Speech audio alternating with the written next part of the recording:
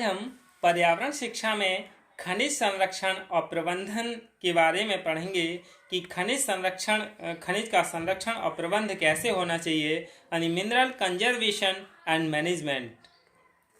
Due to limited and definite quantity of minerals resources, proper conservation and management of them is necessary for them maximum fulfillment।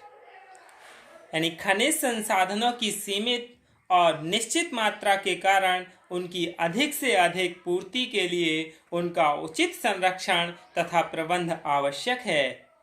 इसलिए हमें इनके जो सुझाव हैं वह उपयोगी सिद्ध हो सकते हैं। कौन कौन से सुझाव हैं वह देख लेते हैं। यानी सर्वे यूजिंग मॉडर्न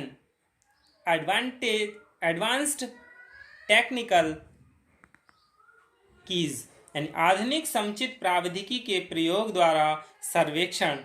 यानी अभी तक विश्व के अनेक राष्ट्र सर्वेक्षण की समुचित व्यवस्था के अभाव में उनके देश में उपस्थित खनिजों से परिचित नहीं हैं। इसके लिए भारत का उदाहरण दिया जा सकता है। यानी स्वतंत्रता प्राप्ति के बाद देश में हुए खनिज सर्वेक्षण से ज्ञात हुआ है कि हमारे देश में असंख्य खनिज पदार्थ पर्याप्त मात्रा में भारत भूमि की गोद में छिपे हुए हैं और इन सर्वे के द्वारा खनिजों का अनवरत अन्वेषण है जो इनकी मात्रा का निर्धारण करना आवश्यक है।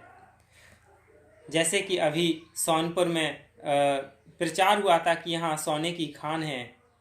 दूसरा है प्रयोगशालाओं की स्थापना यानी एस्टैब्लिशमेंट ऑफ लैबोरेटरीज। देश में खनिजों के गुणात्मक स्तर की जांच के लिए प्रयोगशालाओं की स्थापना करनी चाहिए जहां लाए गए नमूने की जांच से ज्ञात हो कि उस खनिज में शुद्धता की मात्रा कितनी है। शुद्धता से ही ज्ञात होगा कि खनिज उत्पादन में लाभ होगा या हानि। अगला है ट्रांसपोर्टेशन अरेंजमेंट्स यानी परिवहन की व्यवस्था। खनिजों को खदान से गंतव्य स्थान तक यानी जहां तक ले जाना है उसके लिए पहुंचाने की ऐसी व्यवस्था होनी चाहिए जिसमें एक ही परिवहन के साधन का उपयोग हो। ऐसा करने से खनिजों का अपव्यय रोका जा सकता है। अगला है price stability required for mineral conservation, यानी खनिज संरक्षण के लिए कीमतों की स्थिरता आवश्यक है।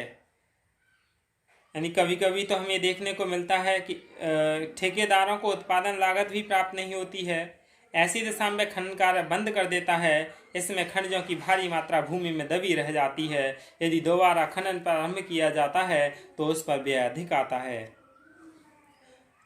अगला है achievement of more metals than metallic minerals produced, यानी उत्पादित धात्विक खनिज से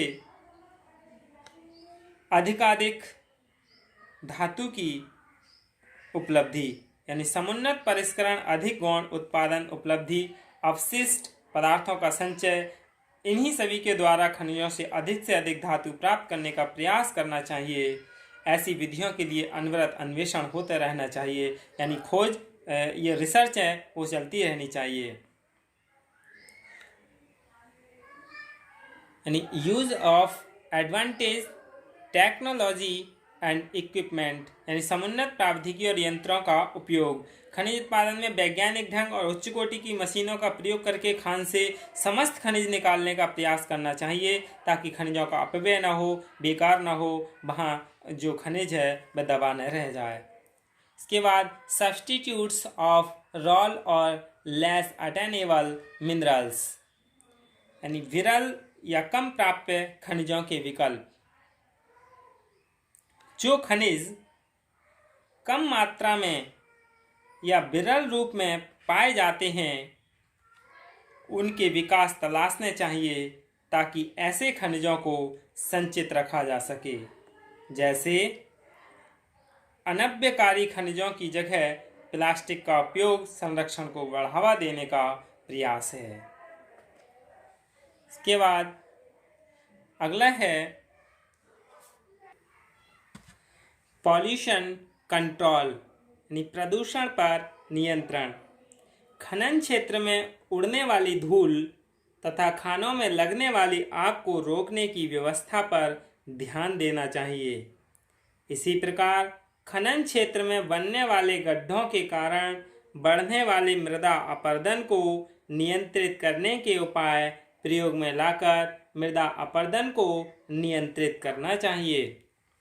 जो मृदा है उसको नियंत्रित करना चाहिए जिससे प्रदूषण को रोका जा सके। जो उड़ने वाली धूल है और जिन खानों में आग लग जाती है उन्हें रोकना चाहिए जिससे प्रदूषण बढ़ता है।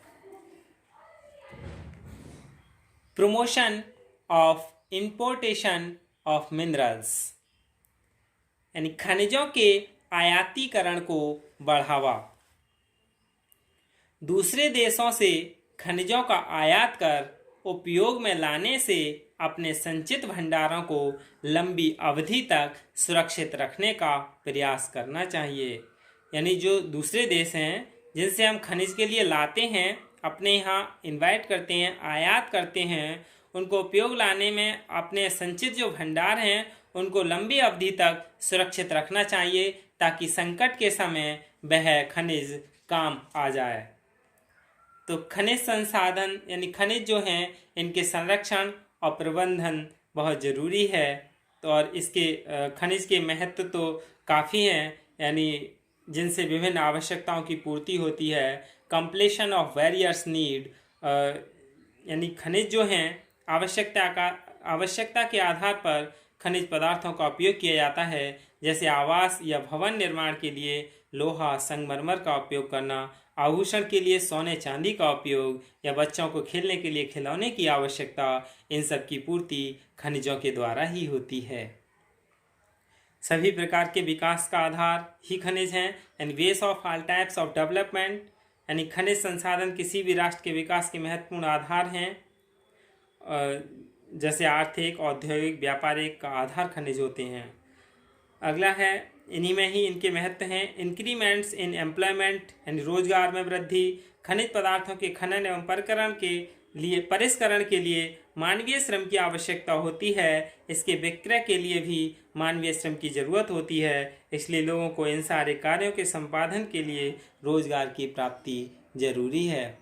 इसके साथ ही यानी उच्च जीवन स्तर होना चाहिए, हाई लिविंग स्टैंडर्ड। यानी खनिज संसाधनों ने हमारे जीवन के स्तर को ऊंचा उठाने में हमारी मदद की है। आज हम उन कष्टों और असुविधाओं से मुक्त हो गए हैं जो परंपरागत ईंधन या यातायात के साधनों से हमें होता था। इस प्रकार वैसे कहा जा सकता है कि खनिज संसाधनों ने हमारे जीवन को सुविधाजनक और सुखमय बना दिया है। इसलिए इनका सही से संरक्षण करना चाहिए और प्रबंध करना चाहिए। धन्यवाद।